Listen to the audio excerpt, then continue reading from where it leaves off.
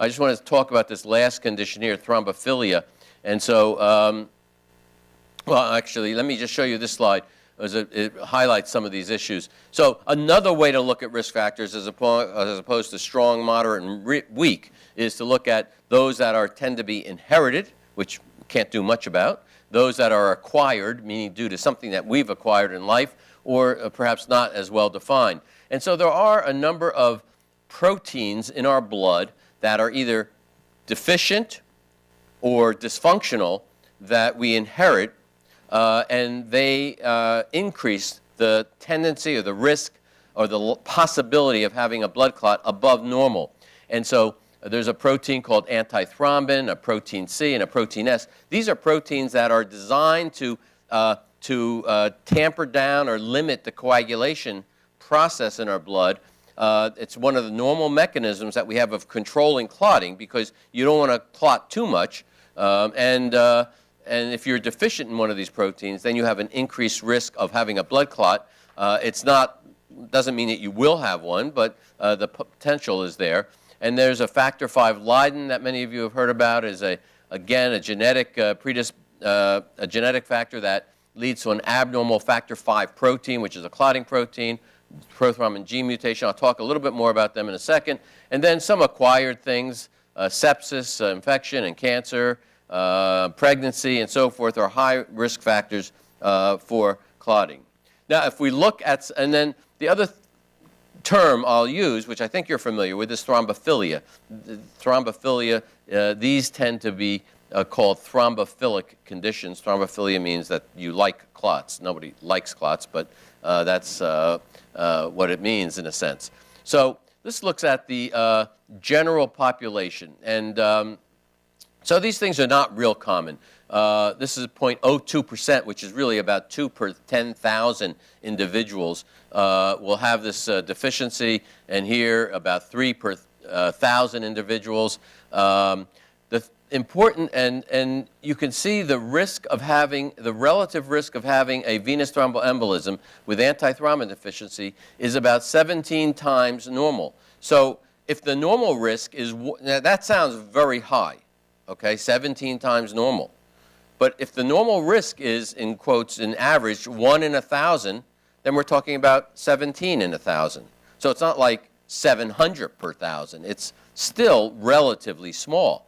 And you can see the different risk factors here, relative risks of these things.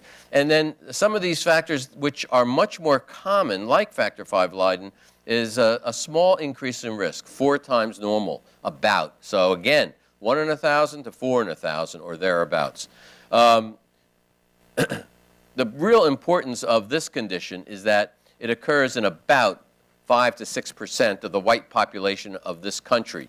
The white population means those whose ancestors come from Europe. It's very low in African Americans. It's very low in Asians.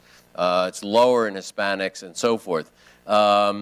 And so even though the risk is not that high, it's higher than normal if you have this, the thing is that it's very common. And it's been studied and looked at, and evidence points to the fact that this genetic change in one of the genes occurred somewhere around perhaps 10 or 20,000 years ago in some individual in Northern Europe, in the Netherlands area, or that's where we think the gene originated, and then it just spread by reproduction and so forth, and so now, you know, the incidence is much higher if you go over to the Netherlands in that population, and it's terribly low if you go to Africa, or because that population hasn't gone to that area. But how many in this audience here have factor V Leiden, if you don't mind raising your hand?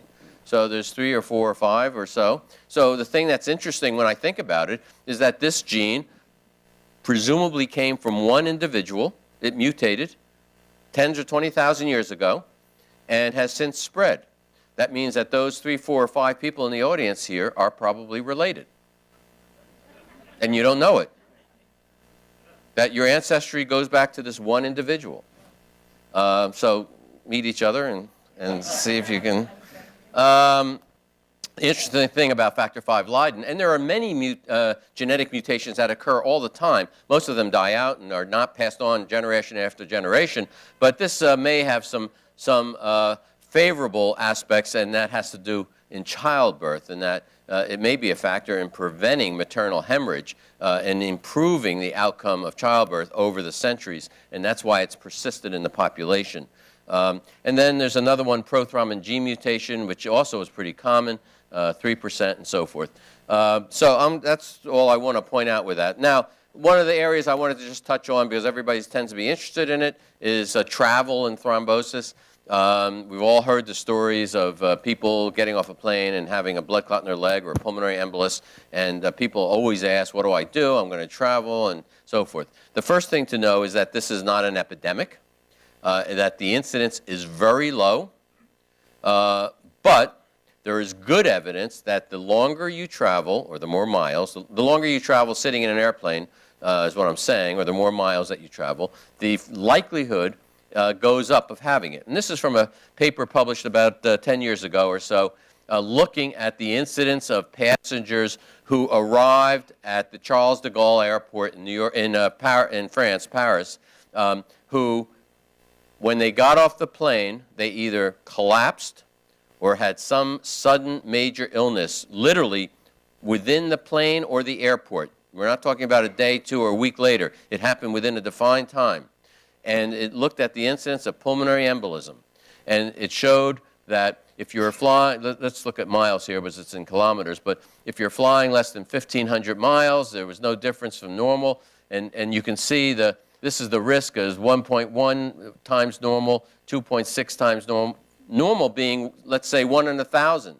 And here, 4.7 if you flew more than 6,200 miles, about 4 times normal, or 4 times 1, or 4 per 1,000. But again, per 1,000 is the whole population. If you take 1,000 60-year-olds, the frequency is a little higher, okay, because the risk is higher, the baseline risk is higher. And so it clearly increases with travel. And in fact, when you go back to this article and you look at the time span that they looked at this, so it was over a couple of years, and there were about 30, I forget the numbers, I think something like 34 million individuals. It turned out that when you average it out, that about once every 2 months, somebody got off a plane at Charles de Gaulle Airport with a major pulmonary embolus. If you look, it was a several-year study, and if you average it out, which in the media looks very big, but when you actually look at the number of people who fly, the number of people who flew and got off the planes at Charles de Gaulle, it was really not that high. So, and that does not take into account the people who were on the plane, got off, and a week later had swelling in their leg, or a couple days later, and ended up with a DVT. And in fact, we know that people who present to the hospital with a DVT, a blood clot in their leg, if you take 100 patients, you'll find that a good percentage of them had travel within the last month or two of some sort, often plane travel, often of a longer duration. And this is from a sort of a meta-analysis, but it's a summary of a number of studies of travel, looking at, because every study, that study I just showed you is one study. There's other studies that show it a little bit less, some studies a little more, and so forth. And if you bunch all of those studies together, if you look at this is the relative risk in the duration of travel from 5, 10, 15 to 20 hours. I don't know.